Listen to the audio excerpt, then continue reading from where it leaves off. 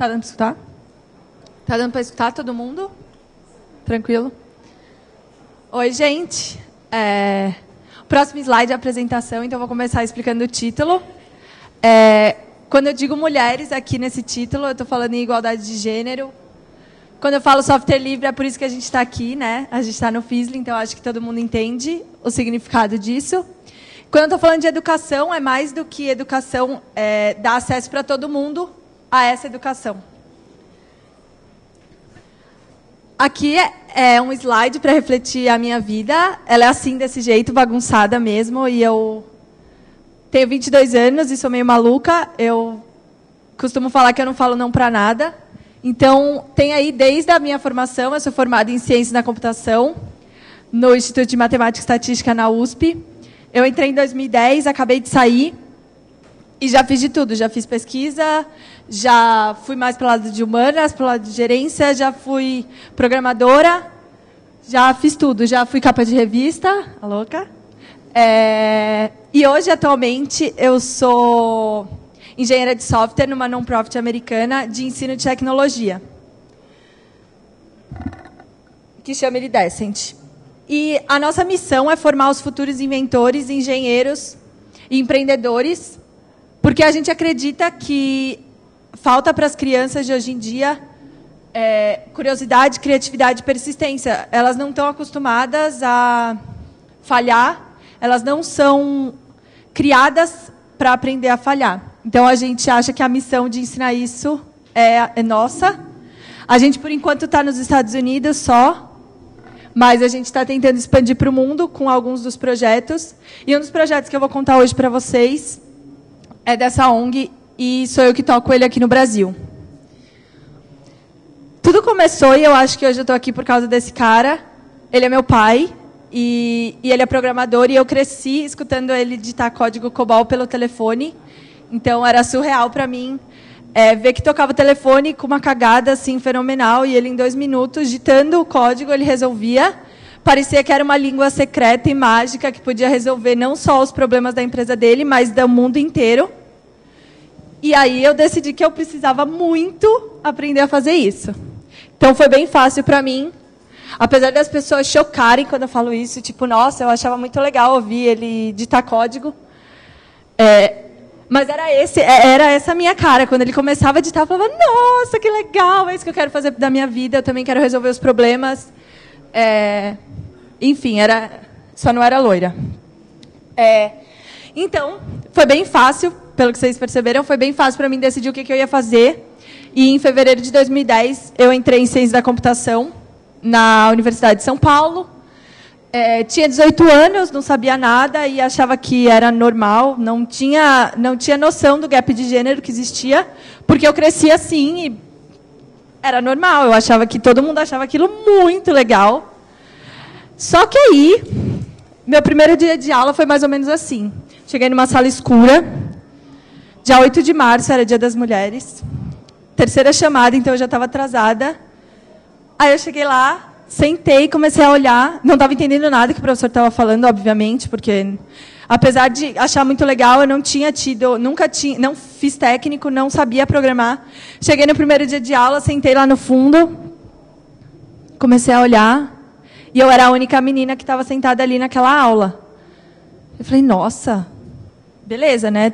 As meninas foram no banheiro, final de aula, vai ver, elas não estão aqui, né?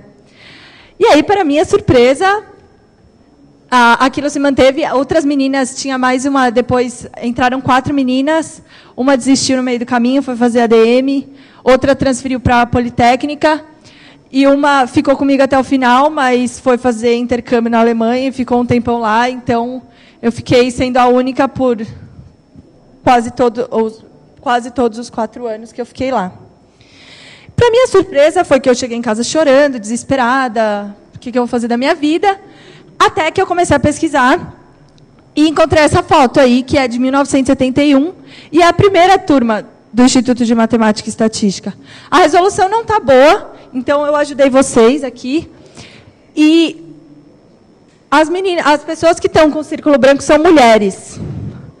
Então, tinham 22 alunos na turma de 71, que foi a primeira turma de bacharelado em Ciência da Computação, e tinham 1, 2, 3, 4, 5, 6, 7, 8, 9, 10, 11, 12, 13, 14 mulheres. O que é quase 70% da turma. E isso, eu fiquei desesperada. Tipo, eu cheguei em casa e falei, gente, como que pode ter invertido dessa maneira? Uma coisa que começou com uma predominância feminina, onde a gente tinha uma representatividade e agora a gente não tem. Eu preciso entender isso. Eu achei que era só eu e que era tipo, sei lá, é porque eu estou na USP, sei lá. Achei que era só na minha casa que isso acontecia. Aí eu fui pesquisar e comecei, depois eu vou falar um pouquinho mais para frente, comecei um blog para dividir todo esse meu desespero e de descobrir que, na verdade, não era só em casa que isso acontecia. E aí eu trouxe alguns dados, porque assim como eu acredito que a maioria de vocês seja engenheiro ou cientista, ou só se convence por números, porque eu também sou assim, então eu trouxe um monte de dados aqui para convencer vocês e mostrar qual é o cenário atual. A maioria dos dados é 2010, 2011, então aí se vão 2 anos, mas enfim. O que eu queria... Nessa estatística aqui, a gente tem a informação de que as mulheres são a maioria dos formandos. Então, a gente estuda mais do que os homens, em média. O que é super legal, parabéns para a gente, bacana. Só que aí, quando você olha para os formandos de BCC, de Ciência da Computação, a gente é só 14%. Então, é bem menos do que aqueles 57%. A gente é minoria. E, para mim, essa estatística ainda é pior ainda, que a gente tem um ambiente bem cruel no primeiro ano de faculdade, e assim que a gente encara essa realidade, muitas não aguentam o tranco, e não é culpa delas, é culpa do ambiente. Então, 79% das mulheres desistem no primeiro ano de faculdade. E aí, uma vez, eu estava falando e uma pessoa levantou a mão e falou assim, mas é que BCC é muito difícil e não sei o quê. Então, eu coloquei aquela linha ali de baixo. Ok, a gente tem um índice de desistência bem grande comparado a outras faculdades. Mas, quando a gente olha para a taxa, independente de gênero, é de 23% no primeiro ano. Então, não veio me falar que é porque BCC é difícil. Outra coisa que, mais ainda do que só a carreira, as mulheres têm uma dificuldade de ascensão na carreira. Uma vez que você entra na carreira, ok, você já venceu um preconceito gigante, mas para você conseguir chegar num cargo executivo, por exemplo, é bem mais difícil, porque tem uma barreira de gênero gigante, e a gente é só 6% dos executivos das 100 maiores empresas de tecnologia. Isso foi publicado na Forbes, então não é segredo para ninguém, não é segredo para o mundo. A gente... Ok, aí vocês me falam, não, é porque a empresa é gigante, tem que ser um cara forte, blá, blá, blá, enfim. Aí você olha para as startups. Vamos olhar o outro lado.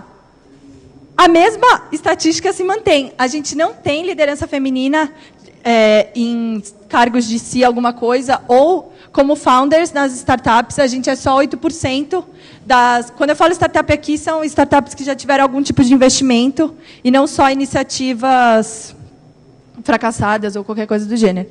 São startups que foram para frente e que receberam algum investimento. Então, a estatística se mantém.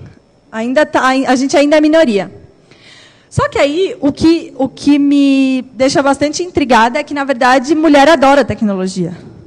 A gente é a maioria das usuárias do Facebook, a gente é a maioria das usuárias no Twitter, a gente adora fazer compra online. Saiu uma pesquisa esses dias, e não é novidade para ninguém, que nós somos maioria também das compradoras, e a diferença é de quase 20%. Então, a gente não tem medo de tecnologia, a gente só não está fazendo e ditando as regras dessa tecnologia.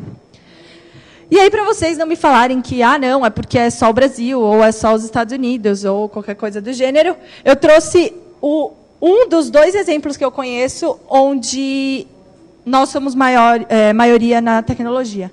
Na Malásia e na Índia, em alguns setores, a gente é maioria na tecnologia. E, na verdade, não é muito para a gente se orgulhar, porque essa inversão de estatística também não é bacana, porque ela é baseada num pensamento bastante sexista de que trabalhar em locais fechados é feminino, e os caras têm que trabalhar em local aberto, onde dá para respirar e essas coisas. Então, não é para a gente se orgulhar, eu só estou trazendo o outro lado da moeda. Na Malásia, a gente é 80% da força de trabalho de TI. Beleza. Taquei um monte de número na cara de vocês, mas vocês que trabalham na tecnologia, eu até acredito que vocês tenham uma ideia de por que isso acontece. Eu trouxe duas coisas, dois aspectos que eu acho que são os principais. Então, a primeira é que, desde a criação, a gente tem desigualdade de gênero. Então, não é só na tecnologia que a gente tem menos mulher. Na psicologia, a gente tem menos homem. E tudo isso vem porque a gente tem uma criação super sexista de brinquedos, de atividades. Então, a geração muda, mas a gente não muda a maneira como a gente cria elas. Eu até acredito que, no futuro, a gente consiga mudar isso usando tecnologia. Eu vou contar um pouquinho para vocês por que eu acredito nisso. Mas a gente tem um problema gigante de sexismo na criação e na educação escolar que a gente dá para as crianças. Então, eu acho que isso tem um peso gigantesco nessa escolha de carreira. Outra coisa é que a gente tem um problema de... A gente quer colocar label em todo mundo. A gente põe estereótipo em tudo, a gente generaliza tudo enquanto ser humano, porque a gente tem uma necessidade de pertencer que é boa e ruim ao mesmo tempo. Então, a gente tem o estereótipo do programador, que é aquele cara que fica trancado entre quatro paredes e come, dorme em cima do computador. E isso é ruim, não só para a carreira de tecnologia, mas para tudo na vida. Quando a gente generaliza, a gente tem problema e a gente acaba caindo em falsas verdades, o que é bem ruim para a vida, assim, não é só para a tecnologia. E eu até queria contar, eu trabalho bastante com adolescentes de ensino médio e criança do ensino fundamental 2. E isso não é só quando você cresce.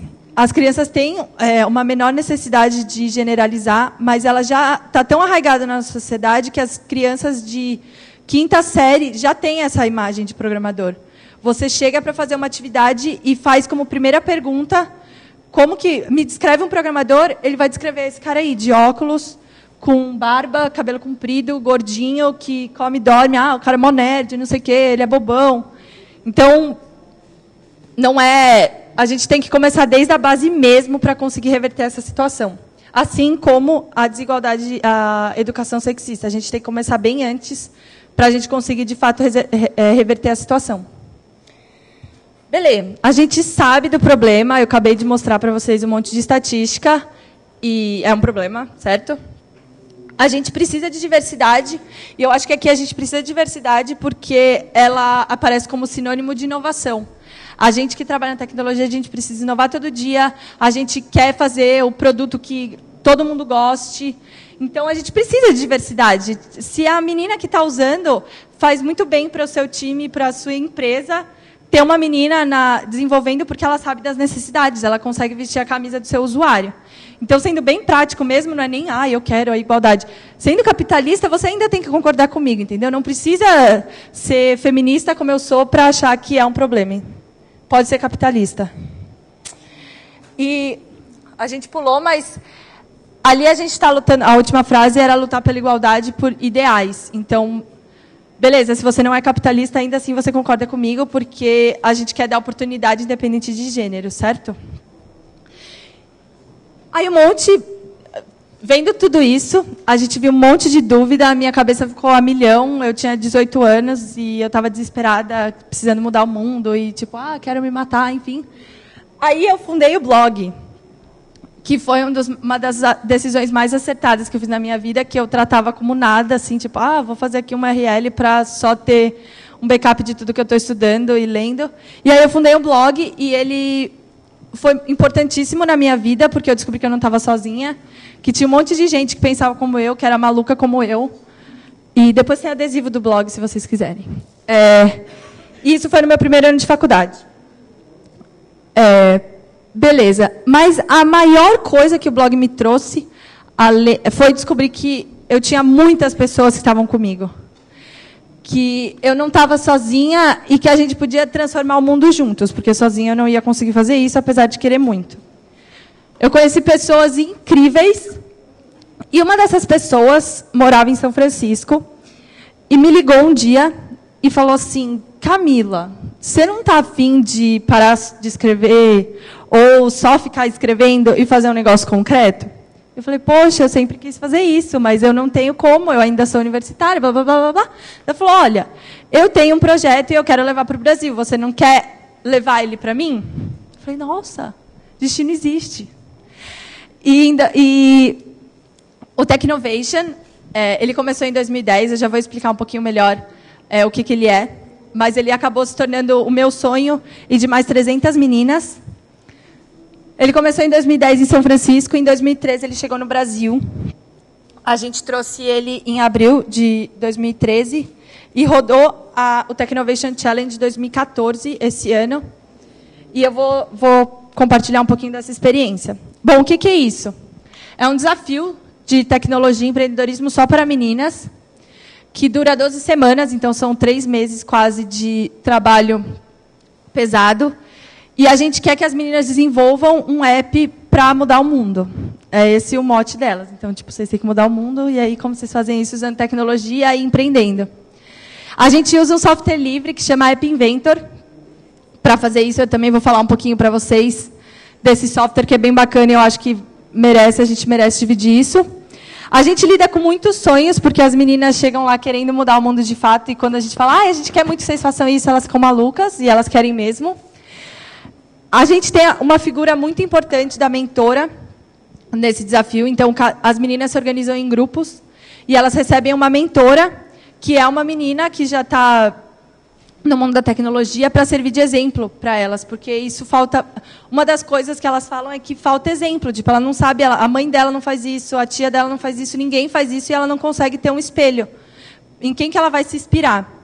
Então, a gente põe essa mentora super acessível a elas, que elas podem perguntar o que quiserem, para servir como esse modelo. E funciona bastante, e é transformador, inclusive, para as mentoras. A gente tem uma transformação da mentora que passa a ver que ela não pode só ficar no quadrado dela, ela precisa falar, ela precisa servir de exemplo para as outras meninas, ficar sentada lá no mundinho dela, acomodada, que, beleza, eu sou a única mulher daqui da empresa, e isso é normal. Então, a transformação também é para a mentora. A gente acredita que dando a oportunidade das meninas terem esse contato com a tecnologia, a gente muda o estereótipo de, eu preciso saber muita matemática, eu preciso ser muito inteligente, sei lá, só 1 em 1 milhão consegue fazer isso. A gente muda o estereótipo. E o que eu mais amo do mundo, assim, e eu que lidero essas atividades aqui em São Paulo, lá em São Paulo, são os Hack Days, que eu acho que é um modelo que vale bastante a pena reproduzir, é bem fácil, e eu também vou dividir com vocês mais para frente. Só para vocês terem noção do que eu estou falando, o programa está em 45 países, tem mais de 850 times, e a gente já atingiu mais de 5 mil meninas, olhando para a edição de todos os países. A gente tem menina na Índia, na África, então não é pequenininho. E aqui no Brasil, apesar do time ser pequeno, mas de muita qualidade, a gente conseguiu, no primeiro ano, chegar em 6 cidades, formar 71 grupos e atingir mais de 300 meninas. Então, a gente acha que foi um sucesso essa primeira edição. A gente espera que... A gente fez tudo sem dinheiro, tudo no trabalho voluntário e na força de vontade. Então, a gente acredita que, com um pouquinho de dinheiro, o ano que vem, e com um pouquinho mais de experiência, a gente vai aumentar isso aí e vai dominar o Brasil. Os Hack Days, como eu falei, que eu queria dividir, é um formato de oficina que eu acho que funciona não só para meninas, não só para adolescentes, não só para o Technovation Challenge. O que a gente faz é colocar as pessoas que estão interessadas em aprender alguma coisa numa sala, por no máximo 5 horas. A gente teve uma tentativa bem frustrada de 6 horas, onde as meninas quase se mataram, então por isso que eu ponho que é no máximo 5 horas. E o objetivo é sair com uma coisa feita. Independente da simplicidade, independente da linguagem, você tem que sair com alguma coisa que elas possam se orgulhar e mostrar para as outras pessoas, e sair com a tentativa, com a sensação de missão cumprida, sabe? E a gente usa o App Inventor, que é aquele software livre que eu estava falando para vocês, que é super bacana. Eu vi algumas meninas que estavam na rodada ontem que usaram. Depois elas podem contar se elas gostaram. Mas ele é muito bom. E o exemplo que eu vou dar para vocês é o app sucesso das meninas. Vocês, se vocês quiserem, reproduzam isso com as filhas, primas, sobrinhas, ou com os meninos também. Mas eu não sei se vocês brincavam na infância de escrever na borracha sim e não, e aí você jogava e sorteava a resposta, e você saía feliz, tipo, vai acontecer, vai dar certo. É mais ou menos isso a app. Você chacoalha o celular e ele sorteia uma resposta para você brincar com as suas amigas, enfim. E a gente consegue fazer ele em 6 minutos. O que é muito rápido e faz as pessoas crerem que tecnologia é linda, não tem nenhum bug, você não tem que levantar o ambiente. Então, é bom. Assim, a gente dá uma iludida nelas, e depois elas descobrem, quando elas já estão mais fortes, elas descobrem a realidade. Estou brincando. Então, mas é surpreendente. A minha experiência é que quando eu chego e falo assim, e aí, meninas, vamos fazer um aplicativo no celular... E, 10 minutos, vocês vão sair daqui e poder mostrar para todo mundo o que vocês fizerem. Aplicativo? Mobile? Em 6 minutos? Não pode, não é possível. E é possível, e elas olham para mim com essa cara. Enfim, eu vou dar uma panorama bem rápido, só para vocês terem ideia do que eu estou falando. O aplicativo que a gente quer fazer é esse, você entra nesse site. Então, outra coisa que é muito legal do software, você não precisa instalar nenhum ambiente. Você acessa o site e ele já está com o ambiente para você fazer tudo lá. Você só precisa de uma conta do Google para ele guardar os seus projetos. Então, nem USB, nem nada você vai precisar para guardar USB, pendrive para guardar esse projeto. Está tudo lá, na nuvem, lindo, maravilhoso. Você loga com a sua conta... O que passa? João, você passou na frente do projetor. Você loga com a sua conta Google... E aí você entra nessa telinha aqui. Quando você começa um projeto, você tem 2 ambientes. Então, você tem o ambiente de design e o ambiente de blocos, que é onde você vai programar. Aqui no de design, você tem na parte da esquerda, tudo que você vai precisar para fazer um aplicativo. Então, você tem um botão, você tem uma imagem, você tem um Canva, você tem infinitas coisas. Você tem sensores, o acelerômetro está lá. Então, está tudo lá. E aí você arrasta tudo para lá, põe na posição que você quer, muda a cor, muda a forma, muda tudo. Aí você muda, depois que você pôs todos os componentes que você quer, você vai programar eles. E aí você vai para o ambiente do Blocks, que é onde você tem uma linguagem de programação bem parecida com o Scratch e com o Blockly, que é bem didática, colorida e linda. E você tem todos os laços variáveis. Você consegue definir escopo de variável. Ele parece bobo, mas é possível fazer coisas infinitas, assim, e ele até começou a ser... Ele era bem voltado para a didática, só que ele é tão bom, que começou a ser usado para prototipação. Então, na fase em que você não quer gastar 1000 horas programando, você faz um protótipo lá e sai na rua testar, sabe?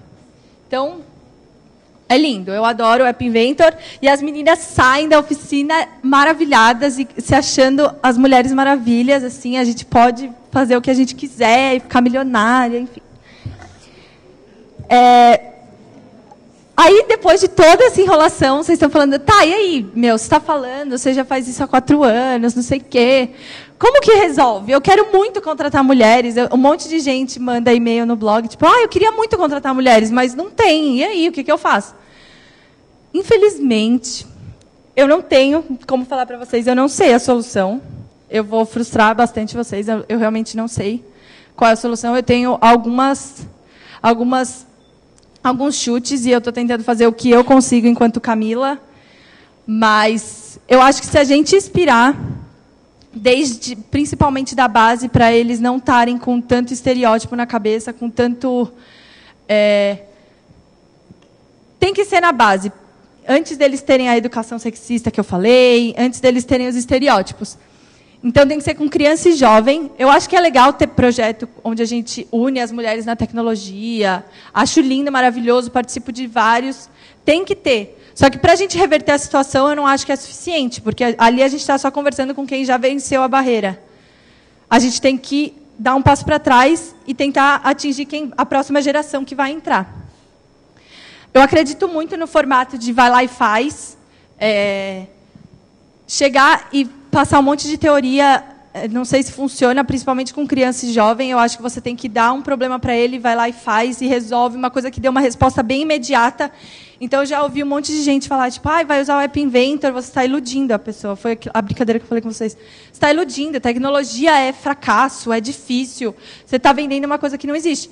Mas eu acho que você não tem que mostrar isso no primeiro contato da pessoa. Você pode, sim, mostrar todas as belezas e depois, quando ela já tiver comprado e vendida para a tecnologia, aí você mostra, entendeu? Os problemas que ela vai ver sozinha também.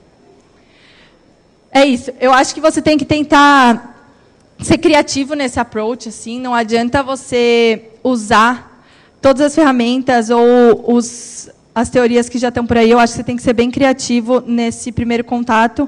Tentar mostrar para ela aplicações que sirvam no dia a dia dela, para ela, de fato, vestir a camisa. E pode ser bem idealista, mas eu acho que a gente pode muito mudar o mundo com tecnologia. Então, para a gente escalar, eu acho que é possível a gente escalar esse projeto com tecnologia. Eu acho que é possível a gente resolver um monte de coisa usando tecnologia. Por isso que eu quero que todo mundo venha fazer tecnologia comigo, entendeu? Por que você acredita nisso? Não passo atrás. Eu tenho mais 20 minutos. Eu trouxe algumas histórias para compartilhar com vocês de por que eu estou aqui falando e por que eu acredito, por que eu comprei o projeto. Esse grupo, todas as histórias que eu estou contando estão nesses links, tá bom, gente? Essas meninas, a gente tem um grupo em Mumbai, na Índia, na periferia da Índia, então é uma situação bem barra pesada, onde a gente tem um problema de gênero lá na Índia, de discriminação da mulher bem grande. A gente não é valorizada. Então, se a gente acha que a gente está vivendo uma realidade ruim, multiplica por uns 3 e vai lá para a Índia.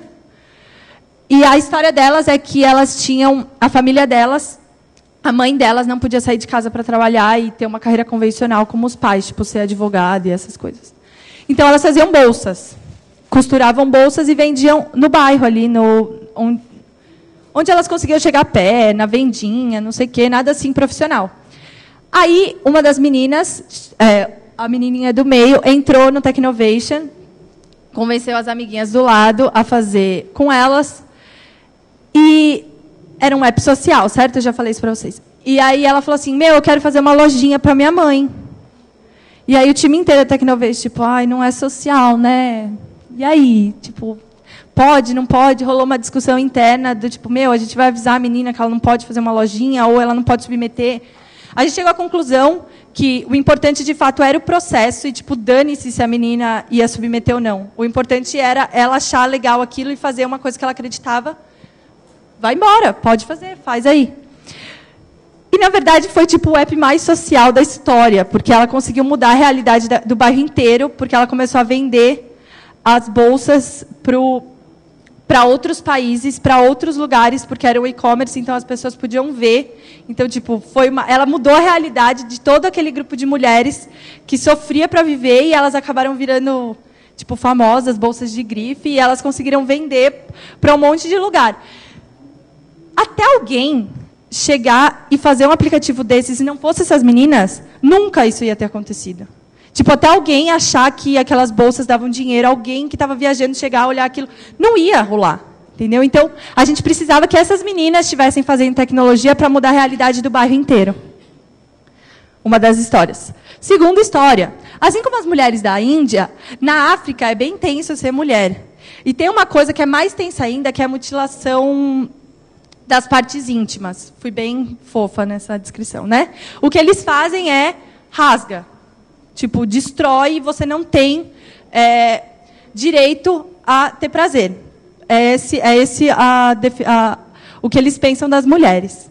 E aí a gente chegou na Índia também. O Technovation chegou na Índia, na África.